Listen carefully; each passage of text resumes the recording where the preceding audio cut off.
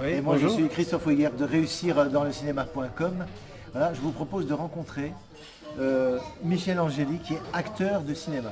Acteur, et il a des choses très intéressantes à dire, une sorte de témoignage de son parcours. Michel, bonjour. Bonjour Christophe. Comment tu vas? Bah écoute, toujours sur mes deux jambes, hein. Ah bah, ouais. Tant mieux, tant Bon, mieux. et Et en fait, bon, toi, tu es acteur.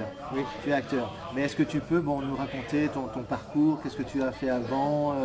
Est-ce que tu as fait le conservatoire? Voilà, des choses comme ça. c'est-à-dire que mon parcours est assez c'est très long parce que ça a commencé quand j'avais 7 ans. On commence à 7 ans? Oui, on Bon. peut, oui. Alors à 7 ans, quand je commençais à faire un peu de théâtre à l'école, j'étais assez doué, j'aimais bien.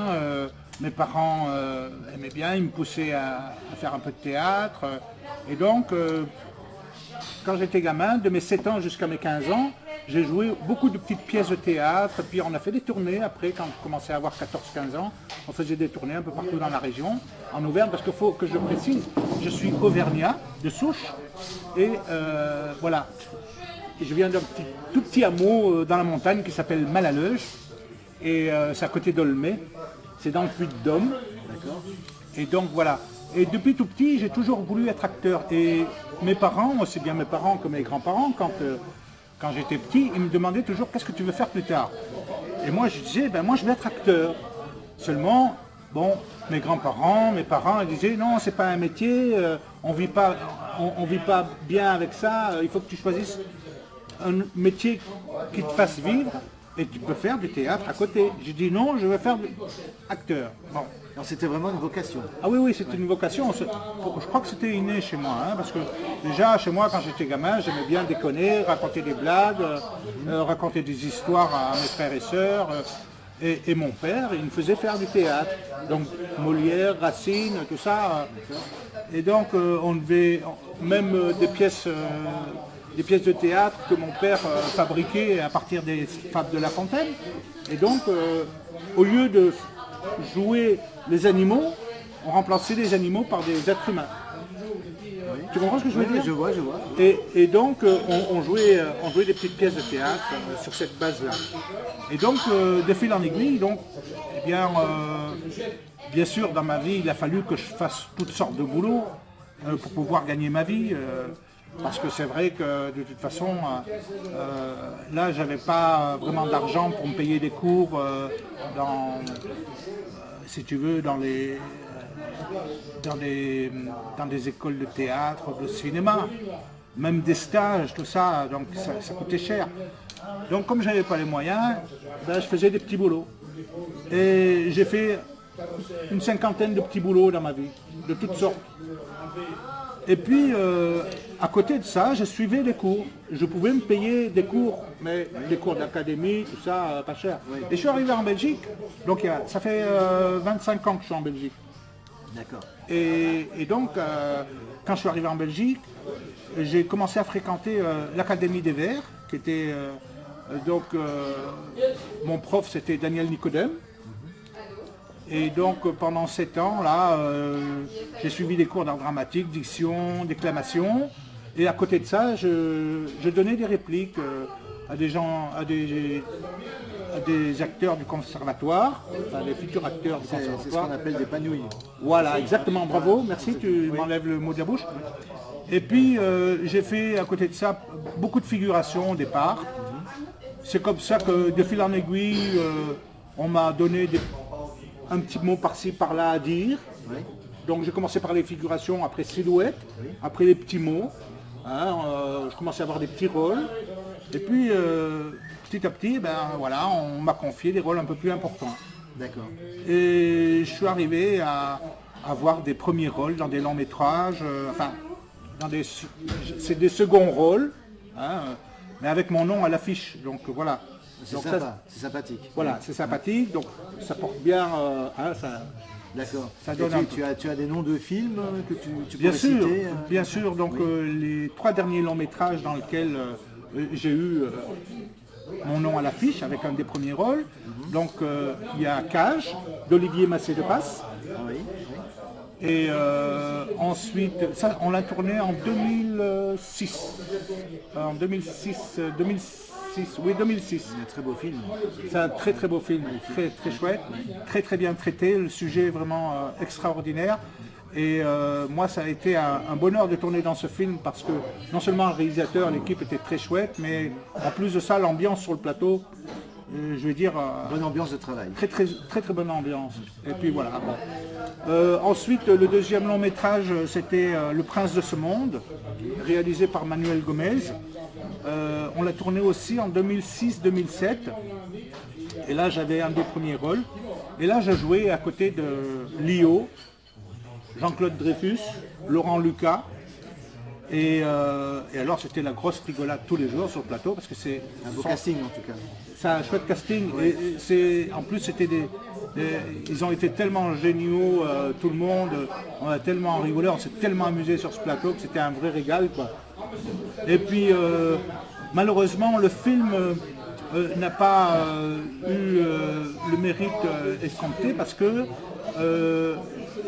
malheureusement, je crois que la promotion n'a pas été faite comme il se fallait, par manque d'argent. Oui. Parce que s'il y avait eu un peu plus d'argent, parce que déjà sur ce film on avait très très peu d'argent, Oui. donc tout le monde a travaillé en touchant un cachet, mais un petit cachet, hein. Et puis il y en a certains qui étaient à la participation. D'accord. Voilà. Ce qui fait que petit à petit, eh bien, ce film, voilà, ce film est sorti au Festival du film fantastique en 2008, si j'ai bien bonne mémoire, ou 2009. En 2009, il est passé au Festival fantastique. Et donc il a été critiqué, mais je trouve que c'était injuste de la manière dont il a été critiqué, parce que les personnes qui ont critiqué ce film, c'était des cinéastes, prétendus cinéastes, je veux bien préciser, qui se croyaient arrivés, qui se croyaient savoir ce qu'ils racontaient, alors que j'avais l'impression qu'ils n'avaient rien compris du tout à l'histoire. Et la plupart des gens qui étaient sur ce festival, qui ont vu le film, eh ben c'est 80% des gens qui ont aimé. Mais qui n'ont pas... Il y a eu une interview de certaines personnes, mais seulement le public, le grand public, n'aime pas forcément être interviewé. Les seules personnes qui ont posé des questions et qui ont cassé un peu le film, c'était ces fameux cinéastes intello qui vraiment... Des critiques de cinéma, par exemple. Oui, des critiques de cinéma qui croient avoir tout vu, qui croient, voilà, qui croient tout connaître. Et pour moi, c'est ça qui est triste, parce que, je veux dire, quand on a très peu de moyens pour faire un long métrage, qu'on l'amène au bout, et qu'on le casse gratuitement, sans donner vraiment de choses concrètes, de critiques concrètes Et constructives. Oui. et constructives, je trouve que c'est pas aider le cinéma. Par contre, bon, on aime ou on n'aime pas ce film, je suis d'accord, mais c'est un film qui a un message, c'est tiré d'une histoire vraie déjà, et je pourrais en parler pendant des heures de ce film. Oui, mais on n'est pas obligé d'en parler pendant... Mais Le Prince de ce monde, par contre, ce qui est très curieux, et c'est ça que je trouve très bizarre, comment ça se fait qu'il n'a pas marché en Belgique, alors que quand on va sur YouTube, on a déjà plus de 35 000 vues. Quand on tape Le Prince de ce monde sur YouTube, on a déjà 35 000 vues. Alors comment ça se fait qu'en Belgique, il n'est pas sorti dans les salles, il n'a pas été exploité par la télé?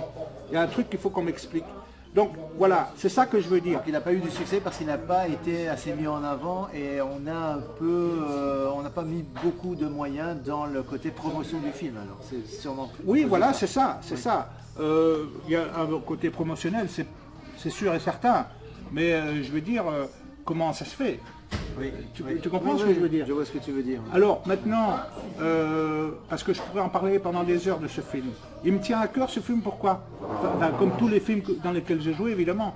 Mais Le Prince de ce monde, pourquoi? Parce que ce film a été fait par un artiste. Au départ, c'est un artiste très complet. Il est peintre, il est sculpteur, il a réalisé énormément de courts-métrages, il a fait 2 longs-métrages, un moyen-métrage, et voilà, et c'est un gars qui a travaillé à la Cambre, il a donné des cours dans une école du nord de la France comme dessinateur, peintre et directeur d'acteurs, scénariste, etc. Et c'est un gars qui est très complet. Et voilà, c'est un artiste. Et il a fait ce film avec son cœur d'artiste. Avec ses tripes Et avec ses tripes. Et c'est ça que moi je trouve ça scandaleux qu'on casse un film qui a le mérite d'être vu par beaucoup de gens. Quand moi je parle de ce film à des gens, ah j'aurais bien aimé voir ce que tu me racontes, parce que moi je raconte souvent l'histoire de ce film à des gens. Oui. Ah j'aurais bien aimé voir le film, tu vois. Ah bah oui, oui, oui. Et donc j'ai dit bon mais tu peux le voir sur YouTube, etc. Bon, le film est sorti en DVD à la Fnac. Et voilà, seulement Les répercussions. il s'est vendu, seulement comme ils n'avaient plus de stock, Ah oui, tout le stock est parti, Oui. des DVD, il a été vendu. ils n'ont pas pu en recommander Ils n'ont pas pu recommander parce que bon, apparemment il y avait des problèmes par rapport au stock.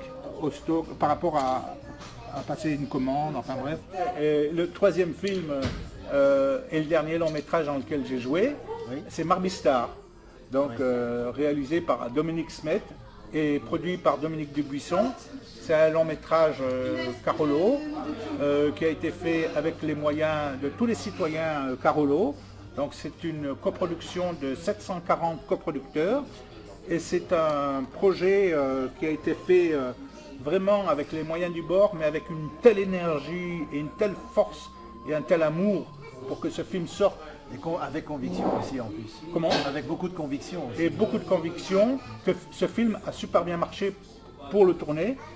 Ce qui fait que ce film, il a mis quand même un certain temps pour sortir, parce que évidemment, comme beaucoup de films en Belgique, on n'a pas les subsides pour. En plus de ça, ce film, c'est comme un film indépendant avec des coproducteurs. Donc ce qu'il faut expliquer, c'est que c'est avec les tax shelters, donc chaque citoyen achète une part de film, et donc pour être déduit des impôts. Donc chaque personne, chaque citoyen qui a acheté une part récupérera son argent par rapport à la vente du film, par rapport au nombre d'entrées. Oui, oui. Donc le film, d'ici la fin de l'année prochaine, normalement, devrait arriver au million d'entrées, à 1 million d'entrées, je pense, Oui, suivant le côté médiatique qui va être fait. d'accord. C'est vrai qu'il y a une démarche. Non, non, c'est vrai qu'il y a une démarche promotionnelle de la part de l'équipe de Voilà. Marbistar, à la fois le producteur et la réalisatrice. C'est Exactement. vrai qu'ils démarchent énormément. Tout à fait, Ils en il parlent démarche beaucoup. énormément, il marche beaucoup. Et pour dire qu'il marche beaucoup, c'est que ce film qui est sorti en avril 2014, il est encore à l'affiche à Charleroi et on est en novembre 2014. Donc ce qui fait que ce film, bon, il y a eu des interruptions par moment, parce qu'évidemment il fallait qu'il réorganise des salles, etc. Mais je crois qu'on arrive aux alentours de 15 000 entrées. Ce qui est correct. J'ai entendu dire qu'à Louvain-la-Neuve, il était aussi à... Il était aussi à Louvain-la-Neuve en projection, mais alors il est aussi en projection à partir du 1er décembre jusqu'au 11 décembre 2014 À Charleroi. à Charleroi. Et donc il faut absolument évidemment que les gens aillent voir ce film, pas pour faire de la promo ou de la pub, c'est parce que ce film est tellement touchant, est tellement fort au point de vue émotionnel, au point de vue de plein de choses super intéressantes qui apprennent à montrer quelque chose de ce que fait les artistes à l'heure actuelle. Comment c'est l'histoire de cette nana. Hein. Est-ce que tu peux parler du pitch de ce film Je ne veux pas trop raconter l'histoire parce que je veux laisser la surprise aux gens de découvrir. C'est vrai qu'il y a une belle finale. dans ce Il y a une belle finale. film. Surprenant. L'histoire en elle-même est très forte, est très belle, c'est émouvant, il y a de l'humour, il y a de l'amour, il y a de l'amertume, Il y a des sentiments, des sentiments, des regrets, etc. etc. Donc c'est tout un mélange comme ça, très fort, qui fait que chaque personne va se retrouver à travers tous les personnages du film. C'est ça qui est très, très fort.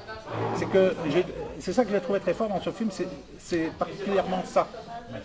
C'est que aussi bien la réalisatrice que le producteur ont réussi à trouver les bonnes personnes pour jouer chaque personnage du film. Exactement. Et moi, quand j'ai commencé le casting pour Marbistar, Je connaissais Dominique Smet déjà depuis 15 ans.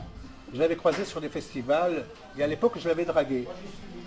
Oui, je l'avais dragué et puis elle avait trouvé ça amusant parce que bon, elle voyait que j'étais un petit peu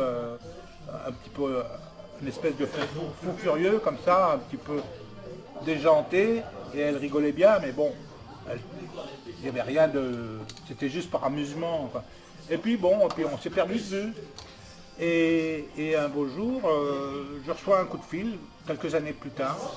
Et puis elle me dit, oui, coucou, c'est Lison et tout, est-ce que tu te rappelles de moi et tout. Lison, moi j'en ai connu des femmes après. Et elle dit, Lison, ah oui, Lison. Lison, oui, mais ça me dit quelque chose, Lison. Oui, mais c'est moi, on s'est croisés, tu m'avais dragué sur les festivals, tout ça, machin. Ah oui, ça y est, oui, d'accord, je me rappelle maintenant. Et elle dit, voilà, je t'avais parlé d'un projet à l'époque. Déjà à l'époque, elle me parlait d'un projet de long métrage. Donc ça fait quand même quelques années avant. Hein. Ça fait longtemps qu'elle est sur un projet. Voilà, qu'elle était sur un projet, elle ne savait pas trop quoi, mais elle était sur un projet. Ouais.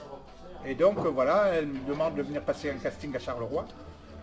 Et puis je me suis dit, putain, aller à Charleroi, avec mes problèmes, parce que j'ai des problèmes de hanche, tout ça pour marcher, c'est pas évident. Mais maintenant ça va beaucoup mieux, hein. Maintenant je peux presque même courir. Hein.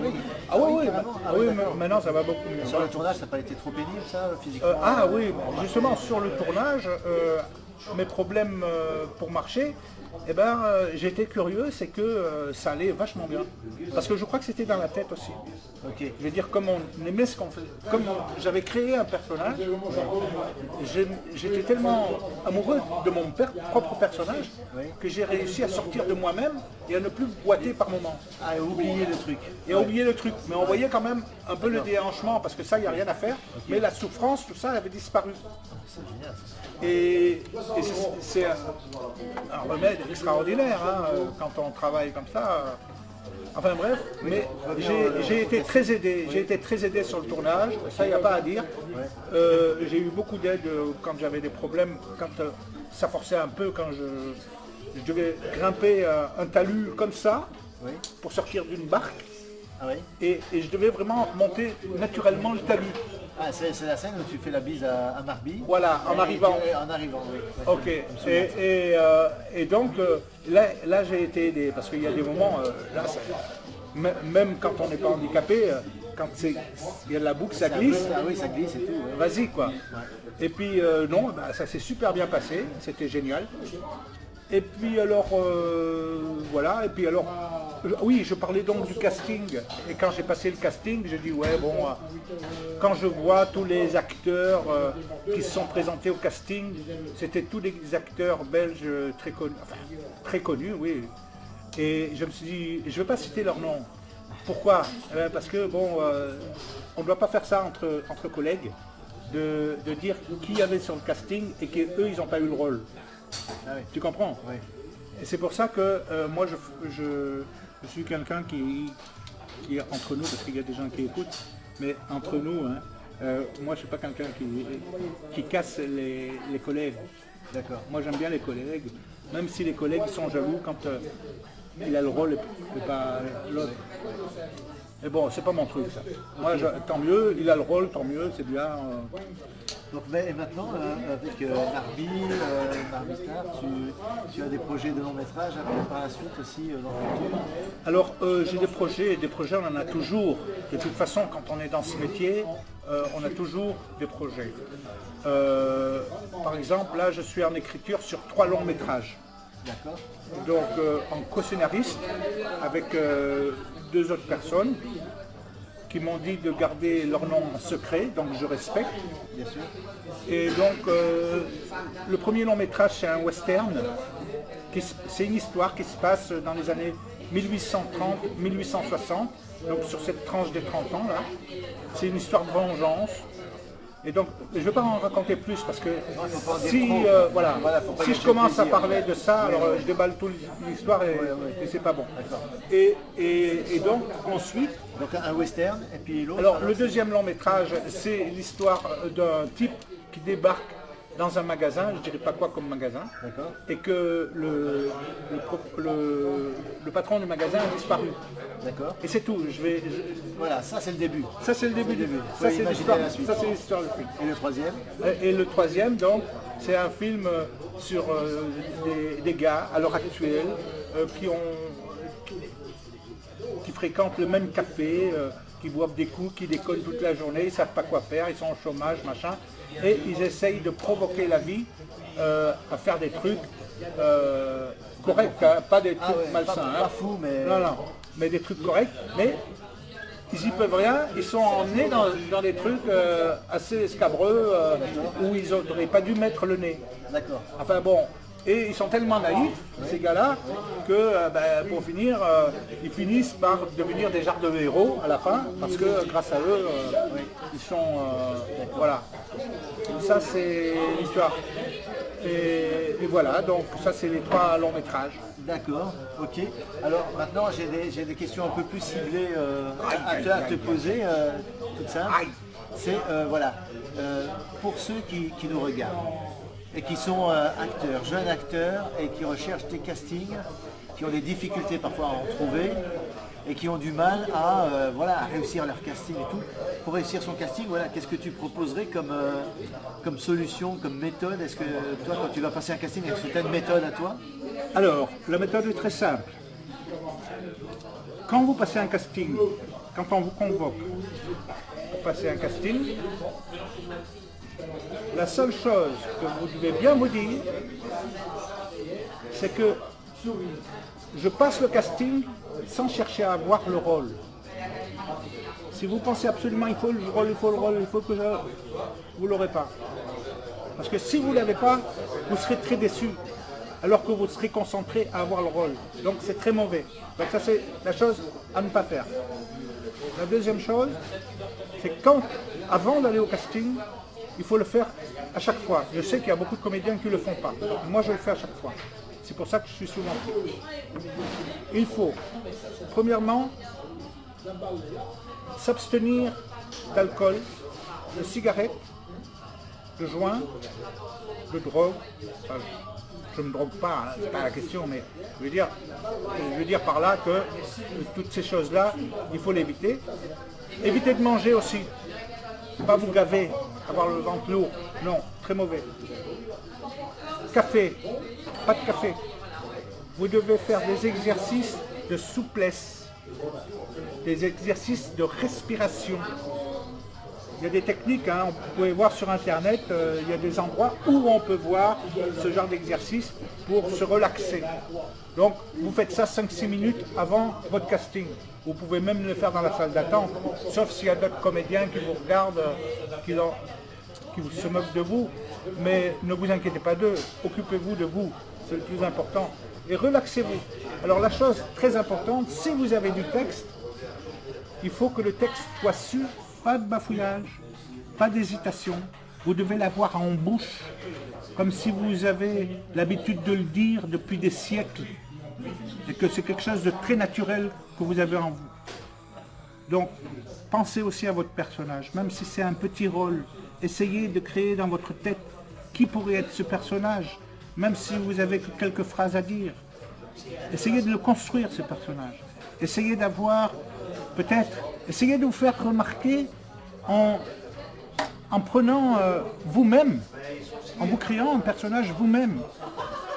Je ne sais pas, vous êtes très doué par exemple pour faire le bègue. Eh bien, présentez-vous comme un personnage qui est doué pour faire le bègue, mais qui n'est pas forcément bègue. Vous êtes doué par exemple je ne sais pas, pour raconter des blagues, pour être mime, pour être magicien, pour être tout ça. Essayez de garder tout ça. Pour les rôles maintenant, c'est ça que je dis, ça tient à rien en fait. Les réalisateurs choisissent un personnage, ils ne savent même pas eux-mêmes lequel ils vont prendre à l'avance. C'est après le casting qu'ils se disent « Ah, c'est lui ». Mais à l'avance, ils ne le savent pas. Sauf, évidemment, les acteurs qui ont pignon sur rue, qui sont des grandes stars. Eux, on écrit les scénarios pour eux. on dit scénarii d'ailleurs, excusez-moi, on écrit des scénarios pour ces gens-là. Mais autrement, pour les autres, eh ben, voilà, c'est un coup de chance. Et voilà. Moi, à chaque fois que je vais faire un casting, je me dis dans ma tête, je l'ai ou je l'ai pas, je fais mon boulot et je le fais avec amour et sérieusement et bien. Et si je l'ai pas, je l'ai pas. Hein. Désolé de te couper, mais il faut que j'aille faire pipi. J'ai cru que tu allais m'embrasser. Alors, attends. Ok, eh bien merci Michel pour cette interview et merci pour tous tes conseils. Ça va, ok. Voilà. J'espère que ça vous aura été utile. N'hésitez pas à liker cette vidéo pour me dire ce que vous en pensez. Laissez des commentaires dans réussirdanslecinema.com. Et voilà, donc je vous dis à bientôt pour une autre partie de cette interview parce que Michel a beaucoup parlé pendant cette vidéo et ce sera intéressant de reprendre des petits moments choisis de cette interview.